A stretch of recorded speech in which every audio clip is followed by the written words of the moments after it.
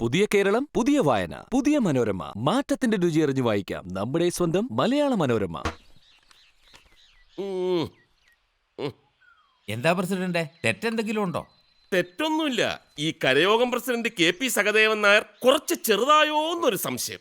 KP Sahadevan ചെറുതായിക്കോട്ടെ, Nair കുറച്ചുകൂടെ ബോൾഡായിട്ട് വന്നിരുന്നെങ്കിൽ ഒരു എടുപ്പുണ്ടായേനെ.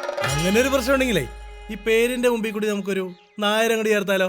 ഈ തോമസ് ചാണ്ടി തോമസ് എന്നൊക്കെ പറയണ പോലെ നായർ സഹദേവൻ നായർ എങ്ങനെ ഉണ്ടാവും?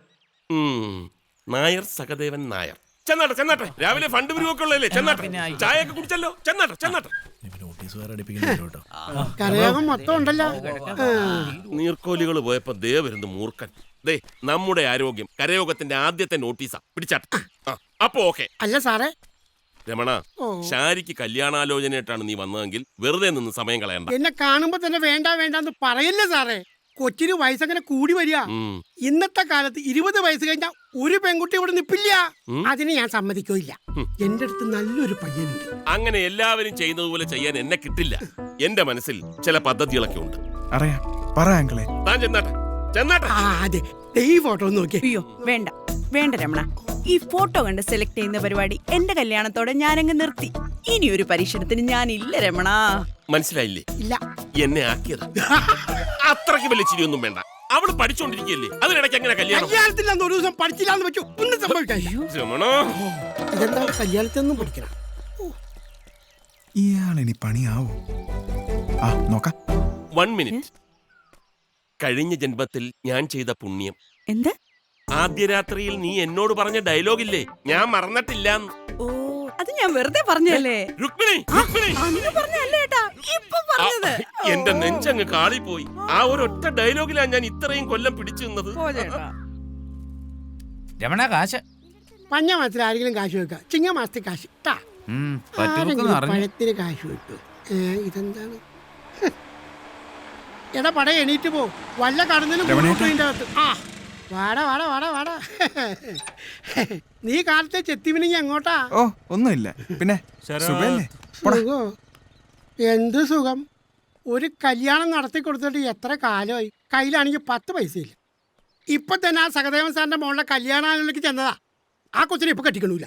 സമാധാനമായി. എന്തിന്? അല്ല, ചേട്ടന്റെ കാര്യം ഓർത്ത് സമാധാനം പോയിന്ന് പറഞ്ഞതാ. അതൊക്കെ പോട്ടെ, ഓരോരോ പിടിവാശിയായി. പഠിത്തം കഴിഞ്ഞിട്ടേ കല്യാണം ഉള്ളൂ. മതി, പഠിക്കട്ടെ. എന്റെ പിള്ളേരൊക്കെ എങ്ങനെ പഠിക്കുവാകും? വാ, പഠനത്തിലേക്ക് പഠിപ്പിക്കാൻ മതിയായിരുന്നു. ഇന്നും വീട്ടിൽ പോയിട്ടുണ്ടാവും, അത് ഉറപ്പല്ലേ? അതെ, ഈ പഠിത്തം എന്നാ കഴിയാ? ഞായറാഴ്ച പഠിത്തല്ലേ രമണേട്ടാ? എടി, നാളെ കാണാം. ഇപ്പൊ ഇതാണോ പണി? ഞാനെന്ത് നേരായിട്ടും പറഞ്ഞതായിരിക്കും. അല്ലെ, കുറെ കാലമായിട്ട് എന്റെ ഫോട്ടോ അല്ല, പിന്നെ കാശൊന്നുമില്ല. ഇപ്പൊ ബിസിനസ് ഒക്കെ ഭയങ്കര മോശം, അതുകൊണ്ടാ സഹായിക്കാന്ന് വിചാരിച്ചിട്ട്. സത്യമായിട്ട്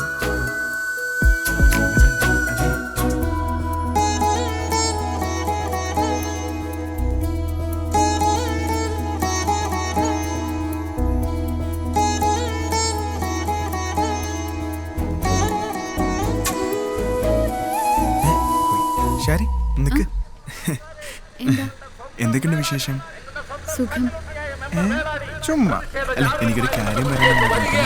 അയ്യോ, ഒന്നും പറ്റില്ല. ശരി, പോവില്ലേ? പ്രതിഷേധമാണ് സുഹൃത്തുക്കളെ, പ്രതിഷേധം. ഇടിമിന്നലേറ്റ് മരിക്കുന്നവരുടെ എണ്ണം ദിനംപ്രതി വർദ്ധിച്ചു വരുന്നു. തന്റെ തലയിൽ ഒരെണ്ണം വീഴുന്നില്ലല്ലോ. ശരത്തെ, നീ ഇത്തവണ കയറൂടാ, അതോ വീണ്ടും പൊട്ടുവോ? മൈക്ക് ഓണായി പോയി. ഓഫ് ചെയ്യണം. ഷട്ടിൽ കോട്ടിൽ വാടാ. അപ്പൊ വൈകിട്ട് കാണാം. ഓക്കെ, ശരി. അല്ല, ഞാൻ പറയാൻ അപ്പൊ ഓക്കെ. പ്രിയമുള്ള ഫോൺ ചെയ്യടാ. ഇവനെയൊക്കെ ഉച്ചയ്ക്ക് ചോറ് മേടിച്ചു തരാട്ടാ.